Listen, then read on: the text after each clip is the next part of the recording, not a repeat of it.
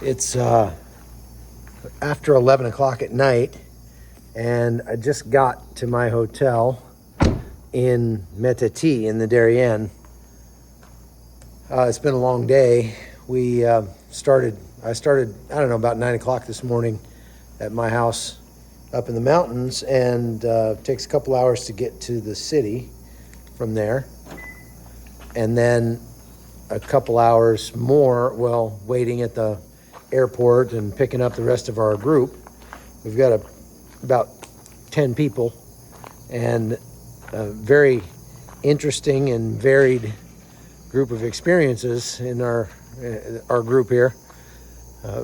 It's going to be a great trip. We're really learning a lot from each other. That's one of the reasons I like to do these things. I don't especially like coming to the Darien. It's definitely not a comfortable place to spend your time. It's super hot, and everything here wants to eat you. But it is a fascinating story. And on the way down here, one of the things that you notice, you see dozens and dozens of large tour buses coming out of the Darien, and you would tend to think, wow, they must really do a kickin' tourism business down there, but it's not tourists. Those are all migrants that are coming out of the migrant camps right here in Metati, where I am now.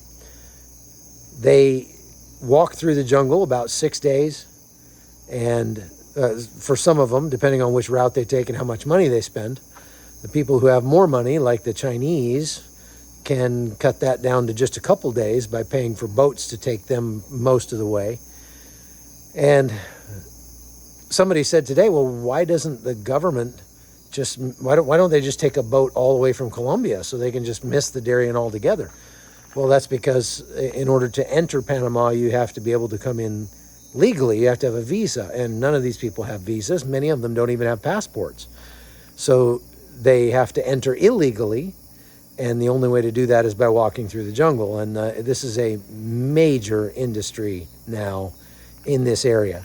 We're talking about 500,000 people last year that came through this area, and that is beyond anybody's wildest dreams. This town, when I first came here and started reporting on Metati and on the trade here of migrants, was just a one-horse community with dirt roads. There was basically no paved roads down from here all the way to the Avisa in the south. And it was a really sleepy little town. There was not much going on here. Now there are hotels popping up all over the place. There are restaurants popping up all over the place, even gas stations.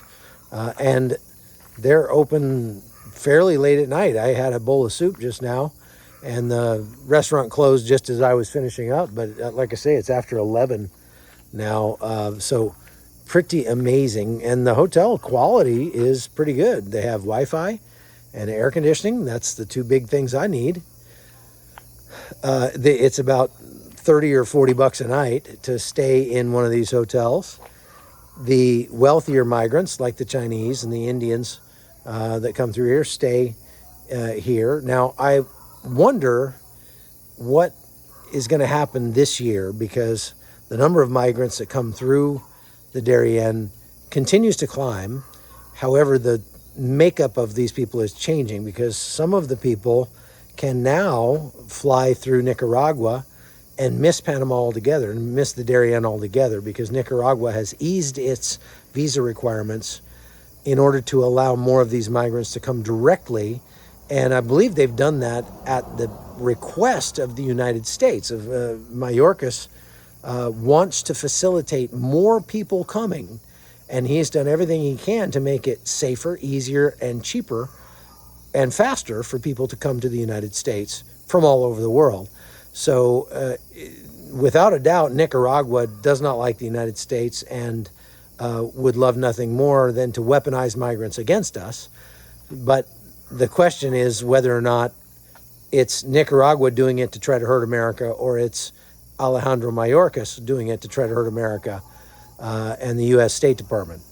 So Mayorkas, as you might know, has been brought up on impeachment charges, and we will see what happens, where that goes. My friend Clay Higgins is spearheading the effort to get rid of Mayorkas altogether.